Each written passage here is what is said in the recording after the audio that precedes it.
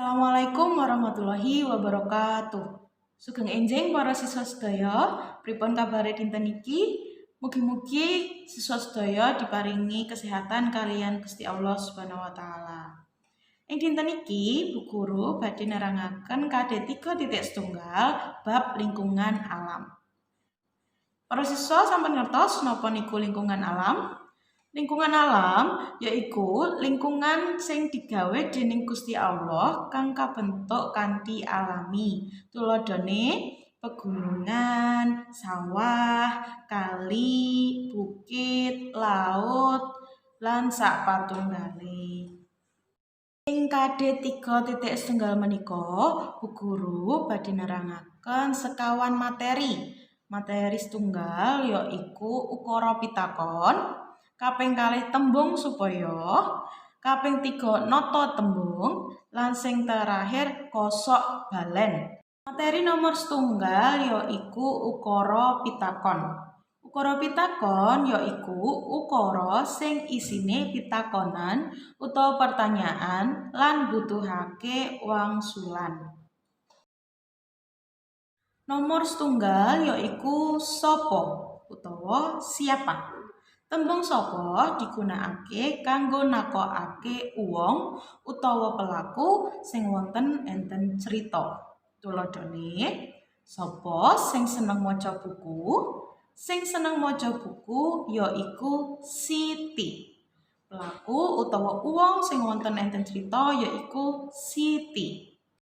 Nomor kalih. Apa utawa apa? Tembung niki digunakake kanggo nakokake kegiatan sing dilakokake utawa nakokake benda. Contone kewan lan tanduran.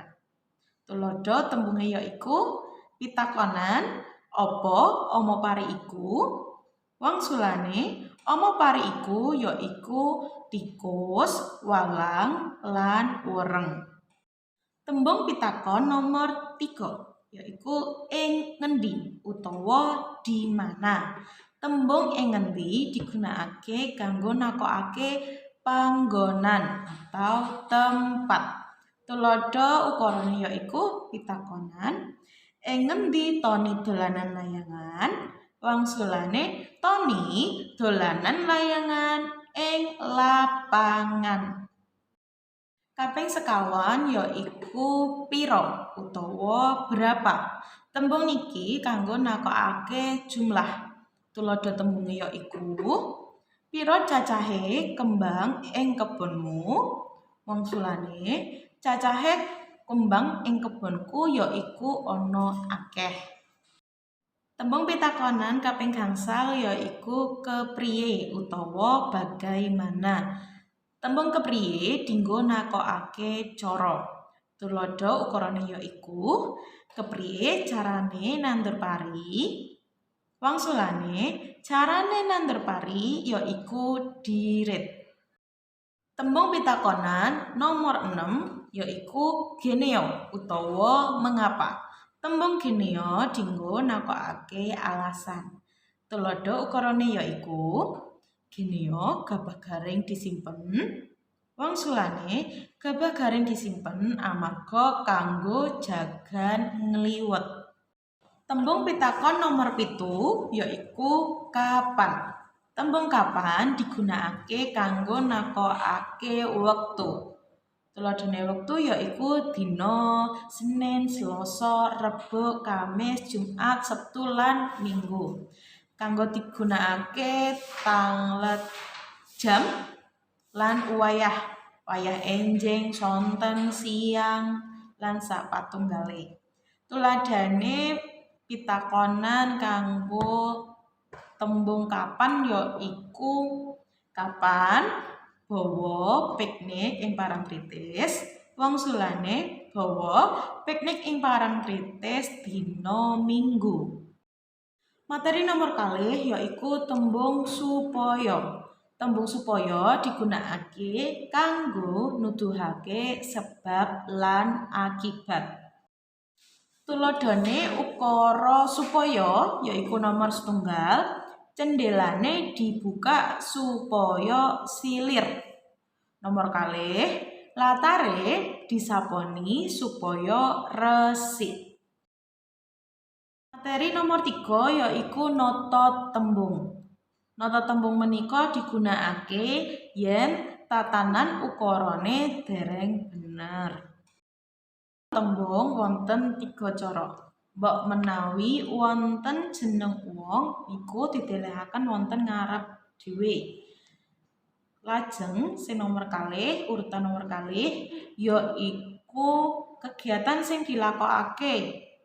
Contone nyapu, lajeng ngepel, masak lan sapatunggale. Urutan terakhir yaiku katrangan. Katrangan saged panggonan, wektu, lan benda. Ini yaiku bayem, sari, nandur. Sopo pelaku utawa uang wonten ukuran iki yaiku Sari. Dados Sari wonten urutan nomor setunggal.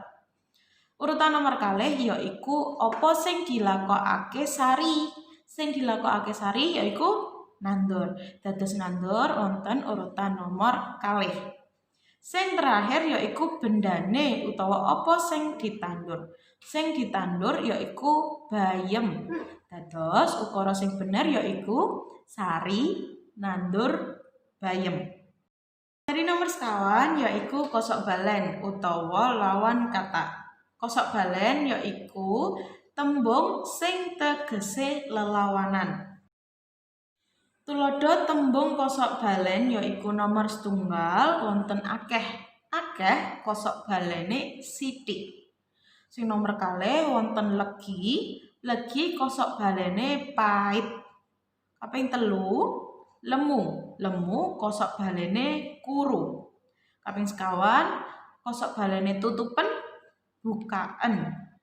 Nomor gangsal kosok balene reget yaiku resik. Nomor 6 jembar kosok balene sempit. Nomor 7 adem kosok balene panas. Nomor 8 alum kosok balene subur. Menika materi dinten iki menawi para siswa kagungan pitakonan saged tanglet kalian Bu Dwi lan Pak Sulis. Guru akhiri nggih, mbok menawi Bu Guru wonten lepat Bu Guru nyuwun ngapunten. Assalamualaikum warahmatullahi wabarakatuh.